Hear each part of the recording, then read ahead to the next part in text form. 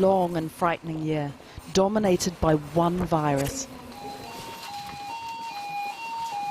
It's a different tide, I suppose, because you're thinking more. It's the mental tiredness along with the physical tiredness. Steady, slow.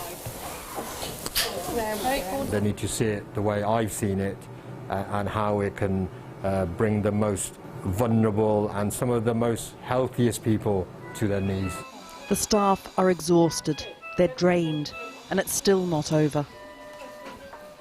It's emotional, it really is. It's been a tough 12 months. Sorry. Exactly 1 year ago this week, Warwick Hospital opened its first COVID ward. And then they had to open another and another until there was no more room.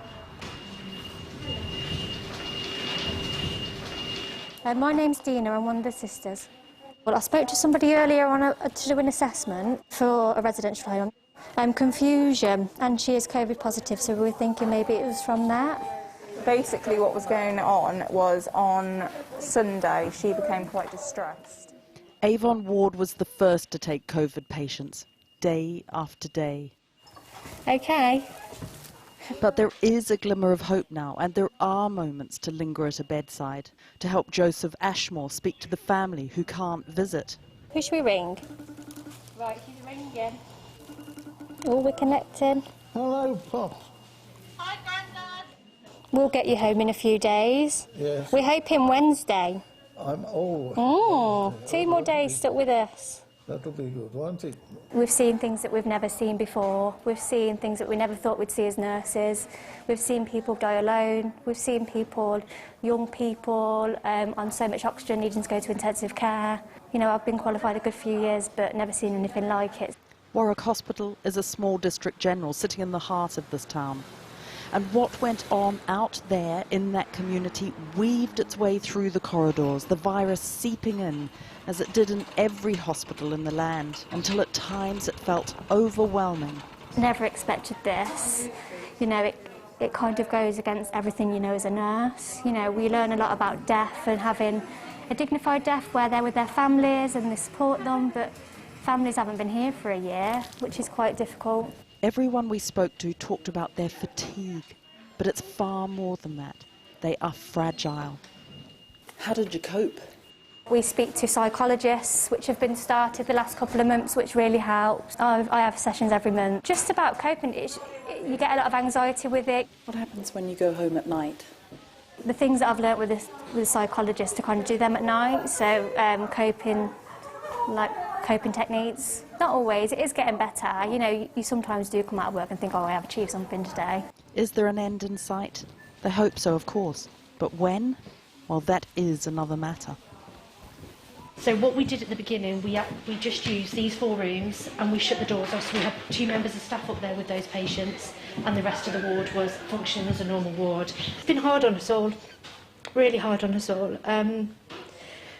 We've all had a range of emotions, from feeling at the beginning we were scared to be looking after these patients, and then we learned and we knew what we were doing, and then the toll on my staff with the death rates were just horrific. You know, some of our patients have been with us a while, and they do, and we've got some better. You know, I've had some really lovely moments.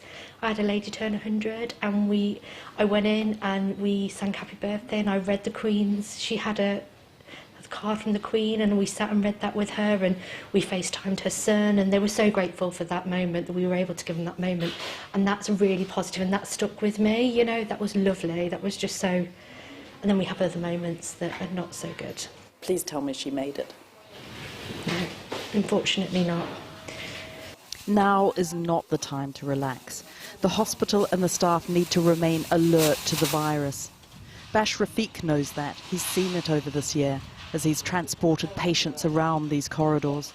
Morning, you okay? Morning, Lynn. Morning. Hi, Kate, you all right? Good morning, Suki. I know we're given instructions, and the instruction would be the patient maybe is suspicion of COVID, or is COVID positive, or COVID contact. So we have to take all of that into account as well. So I always work on the basis that every patient is a COVID patient, and I have COVID myself, so I need to protect myself and the patient as well. The porters move through the hospital, the link between the wards, the facilitators of an X-ray, a scan, a discharge. Sometimes you see the same patient, say 4 or 5 days ago, and then you go back to the same ward, and then that patient is not there. And then Bash was called to transport a COVID-positive patient. Lift your feet up and out towards me, that's it. Good, good. When did you come in? Did you? Just felt poorly, did you? I'm quite frightened to take something back. Then my wife's at home and my son's at home, and I just sort of pray that I don't take anything back. The staff have had to be not just the porter, the nurse, the doctor. They have had to become the family. But we happen across a visit, albeit brief and through the door. Peter Holmes has cancer. His wife hasn't seen him for a week. But not being able to go in and sit beside his bed is a bit different, isn't it? No, I haven't had much face-to-face contact. This is the first I've had, and you've been in Since last just over the week, Monday, last Saturday.